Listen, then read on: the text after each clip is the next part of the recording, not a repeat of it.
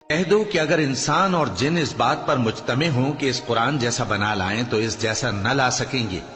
اگرچہ وہ ایک دوسرے کے مددگار ہوں۔ اور ہم نے قرآن میں سب باتیں طرح طرح سے بیان کر دی ہیں، مگر اکثر لوگوں نے انکار کرنے کے سوا قبول نہ کیا، اور کہنے لگے کہ ہم تم پر ایمان نہیں لائیں گے جب تک کہ عجیب و غریب باتیں نہ دکھاؤ، یعنی یا تو ہمارے لیے زمین سے چشمہ جاری کر دو، یا تمہارا کھجوروں اور انگوروں کا کوئی باغ ہو اور اس کے بیچ میں نہریں بہا نکالو، یا جیسا تم کہا کرتے ہو ہم پر آسمان کے ٹکڑے گرا دو، یا اللہ اور فرشتوں کو ہمارے سامنے لے آؤ، یا تمہارا سونے کا گھر ہو، یا تم آسمان پر چڑھ جاؤ اور ہم تمہارے چڑھنے کو بھی نہیں مانیں گے جب تک کہ کوئی کتاب نہ لاؤ جسے ہم پڑھ بھی لیں۔ کہہ دو کہ میرا پروردگار پاک ہے، میں تو صرف ایک پیغام پہنچانے والا انسان ہوں۔ اور جب لوگوں کے پاس ہدایت آ گئی تو ان کو ایمان لانے سے اس کے سوا کوئی چیز مانے نہ ہوئی کہ کہنے لگے کہ کیا اللہ نے آدمی کو پیغمبر کر کے بھیجا ہے؟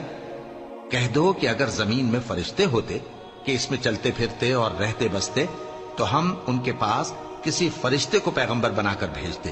کہہ دو کہ میرے اور تمہارے درمیان اللہ ہی گواہ کافی ہے۔